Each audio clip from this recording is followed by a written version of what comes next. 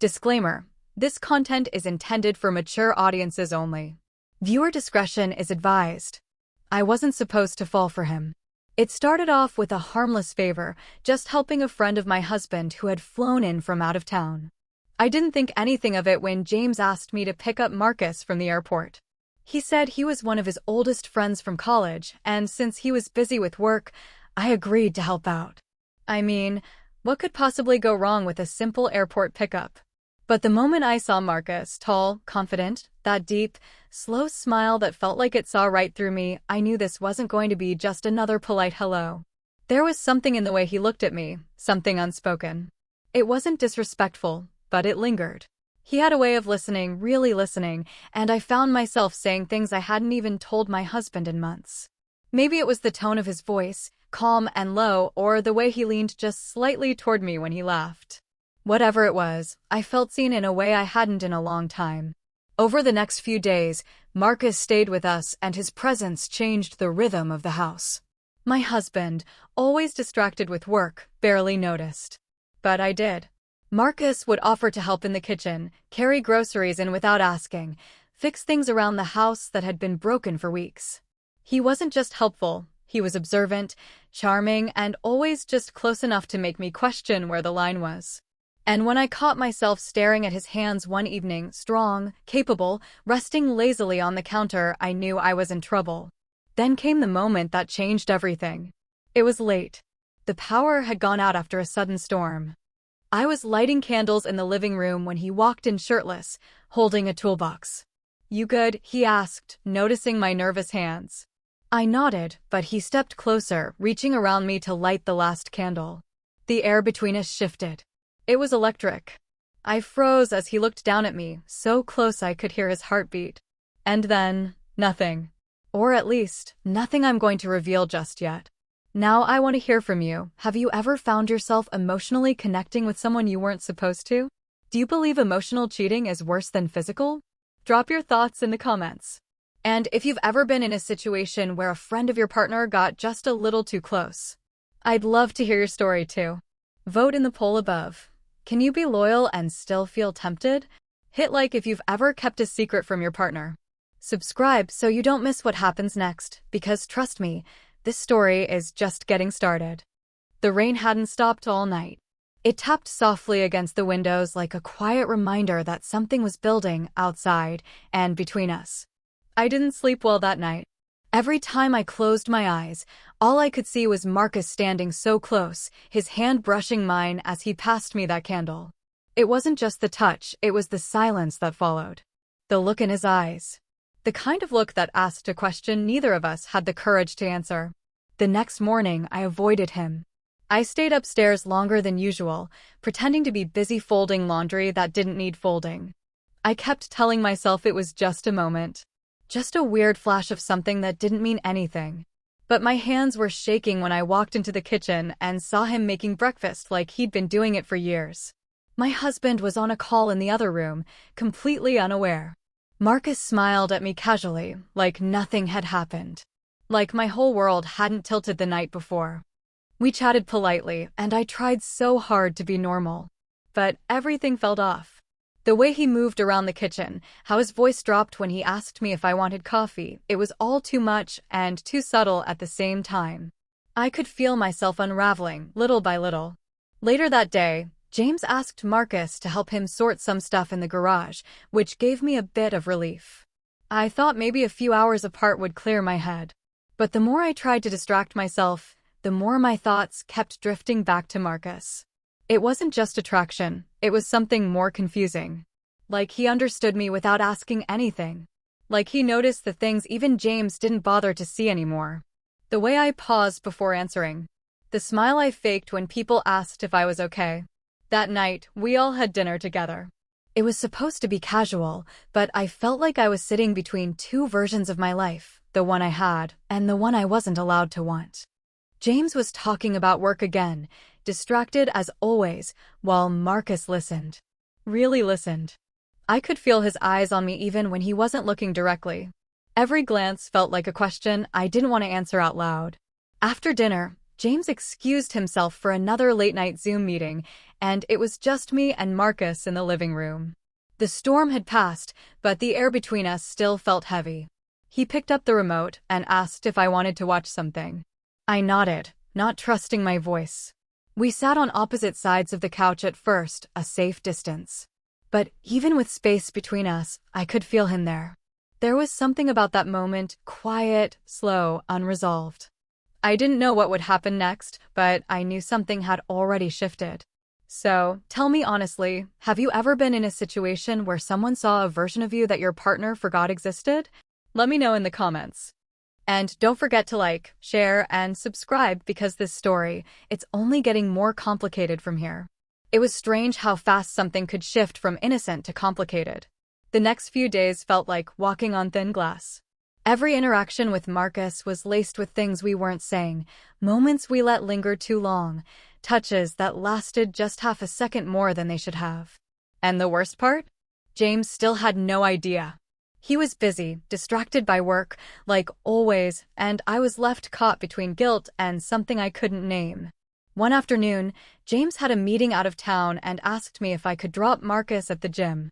It wasn't a big ask, but the moment we were alone in the car again, it felt like we were back to that first airport ride.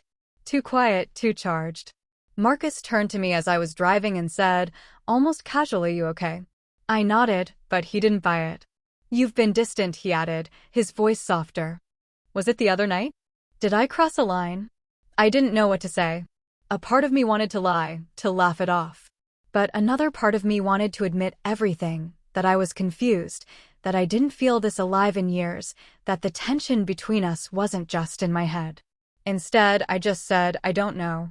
He looked out the window after that, and we didn't speak for the rest of the drive. Later that evening, my best friend Sarah came over. I hadn't talked to her in weeks, and I needed someone to ground me. We sat on the back porch, drinking tea and watching the sunset.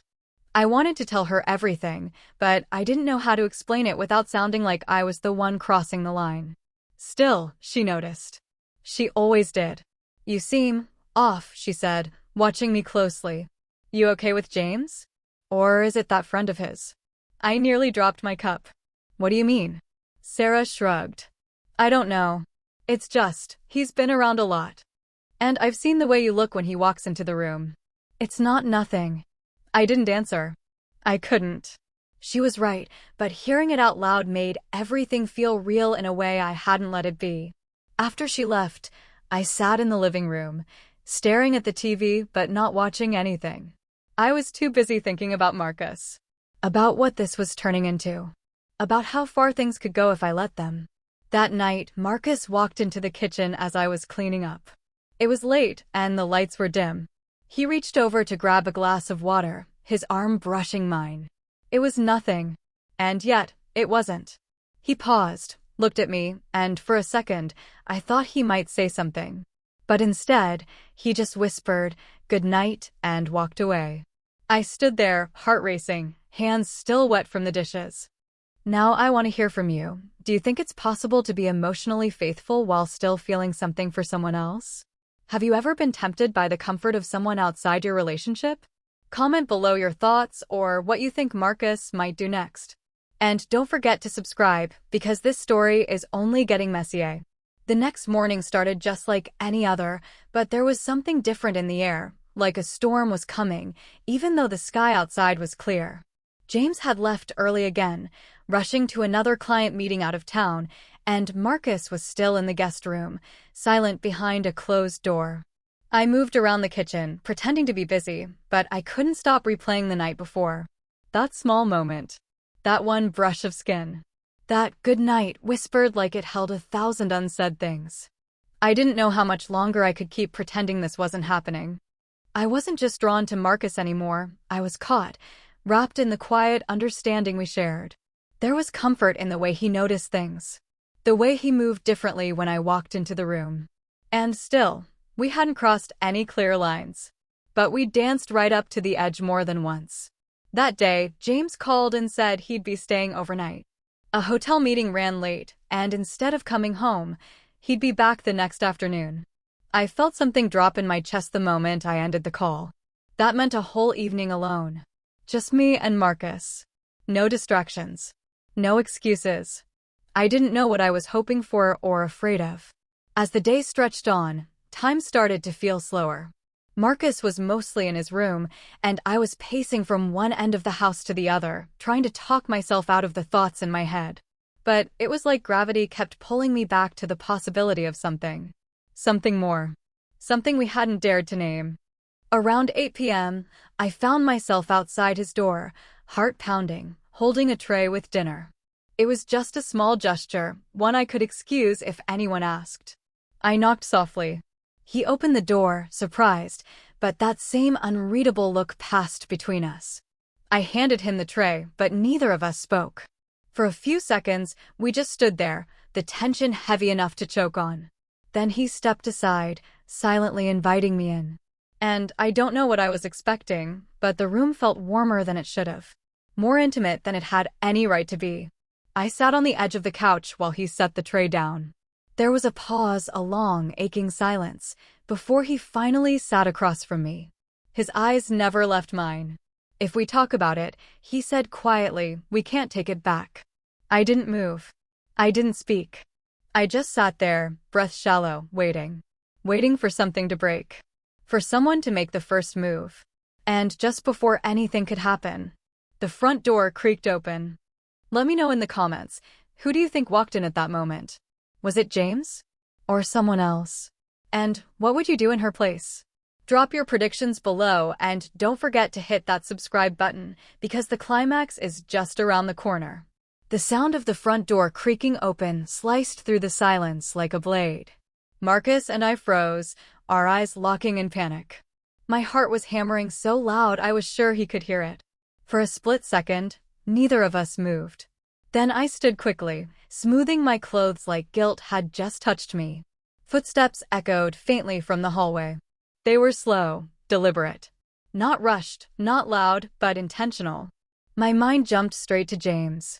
Had his meeting ended early? Had he decided to surprise me? Marcus glanced toward the door, then back at me. "Maybe it's just the wind," he whispered, though neither of us believed it. I slowly made my way to the hallway, each step heavier than the last. As I reached the corner, I braced myself. But it wasn't James. It was Sarah. She stood just inside the door, umbrella dripping, holding a small overnight bag, and wearing that look, the one only a best friend gives when something isn't adding up. "Hey," she said, almost too casually. I tried calling. The storm got worse where I was, and my car started acting up. Figured I'd crash here for the night, if that's okay. My throat dried instantly. Yeah, of course." Her eyes flicked past me for just a moment, scanning the hall behind. "You alone?" "Marcus is here," I said quickly. Too quickly. "He's in the guest room."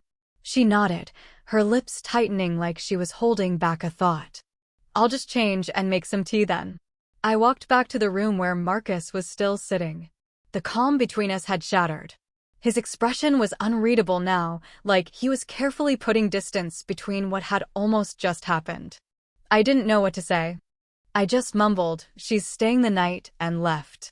Back in the kitchen, I tried to act normal. Sarah joined me after a few minutes, barefoot and wrapped in a blanket. We sat at the counter with tea, the kind of quiet only best friends could sit in, except this one was filled with suspicion. I knew she could sense it. The shift in me. The tension in the air. Finally, she asked, "How long has he been staying here now?" "About a week," I said, avoiding eye contact. "You sure that's all he's doing?" she asked, her voice soft, but her meaning sharp. I didn't answer. And that silence? That was the second twist I wasn't ready for. Because Sarah leaned forward and said something that knocked the breath right out of me. "Did you know James asked me to keep an eye on you while he was gone?" Everything went still. "What?" "He's been feeling something's off. He didn't say much, but he asked me to check in on you, make sure you were okay. Make sure nothing weird was going on." My hands trembled under the counter. I felt like the walls were closing in. Everything I thought I had under control was starting to unravel fast. "Now I want to hear your take. Did James really suspect something all along? Was asking Sarah to stay part of a bigger plan?" Comment your thoughts below, and if you think Sarah might be hiding something too, well, you're not alone. This story isn't just about temptation anymore. It's about secrets, and they're all about to come out. The air was thick with tension. Sarah's words kept echoing in my head. James asked me to keep an eye on you. My stomach twisted. That meant he had doubts, real doubts. And I had no idea how much he already knew. I tried to act normal, sipping my tea, nodding, but every movement felt unnatural, rehearsed. Sarah didn't press any further. She just gave me that quiet, knowing look, like she was waiting for me to admit something I wasn't ready to face. That night, sleep didn't come. I laid in bed, staring at the ceiling, heart racing. Marcus didn't knock. He didn't call. He stayed in his room. And that distance hurt more than it should have. We had been building up to something, and now it was like the floor had fallen out beneath us. The next morning, everything cracked wide open. James came home. He walked in earlier than expected, bags in hand, wearing that same calm look he always had, but this time, I saw it differently. He hugged me, kissed my cheek, and said hello to Sarah like he hadn't just set something in motion behind the scenes. Then he turned to Marcus, shook his hand, and smiled. Glad you two got to know each other better. The words hit me like a cold wave. The way he said it, so casual, but so precise. My breath caught. Sarah glanced at me, then back at James, and it was like something silent passed between them. Later, when we were alone in the bedroom, James finally said it. I know something's going on. I don't need proof. I just feel it. He looked at me tired, not angry. I've been distant. I stopped paying attention. Maybe that gave room for something else to grow. I felt the tears sting, but I didn't speak. There wasn't anything to defend. He already knew. I'm not here to fight, he continued. But I needed to see how far it had gone. So I asked Sarah to come. Not to spy, just to watch. To tell me if I was losing you completely. It was the first time in a long time he actually sounded like he was fighting for me, not ignoring me. And right when I thought things were about to fall apart completely, James did the unexpected. He forgave me. Or at least, he tried. We talked for hours. We didn't solve everything, but we didn't hide anymore either. But just when I thought the storm had passed, just when I thought the chapter with Marcus had closed, he left a note on the kitchen counter. I wasn't the problem. I was the reminder of everything you were missing. That was the twist I didn't see coming. Tell me in the comments, should she have stayed with James or left to find out what her life with Marcus could have been? What would you have done?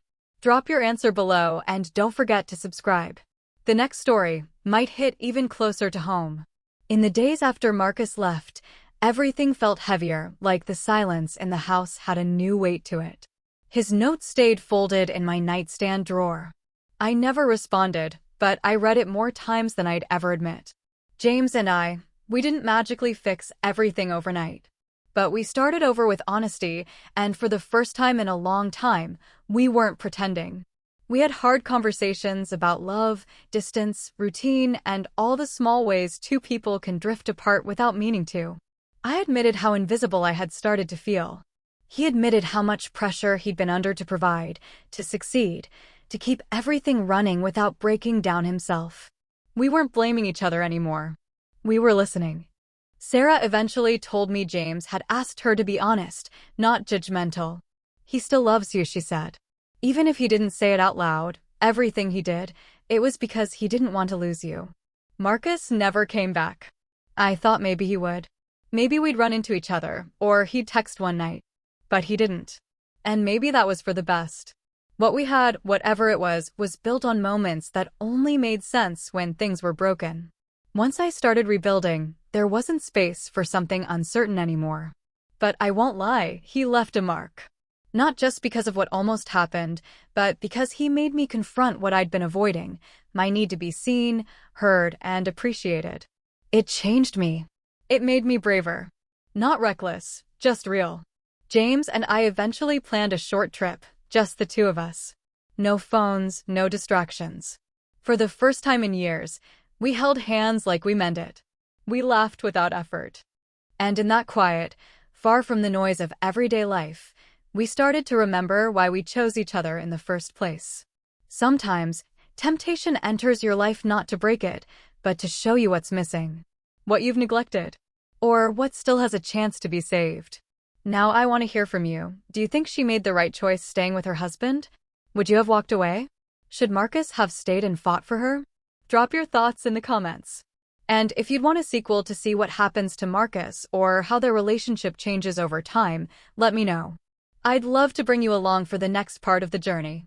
Summary: this is a true story about temptation, emotional conflict, and rediscovering love when it's nearly lost. A woman caught between a neglected marriage and an unexpected connection with her husband's friend is forced to make a choice that could change everything. What begins as innocent hospitality soon turns into a complicated emotional entanglement. But when secrets start surfacing and boundaries blur, she has to decide what and who really matters. 23.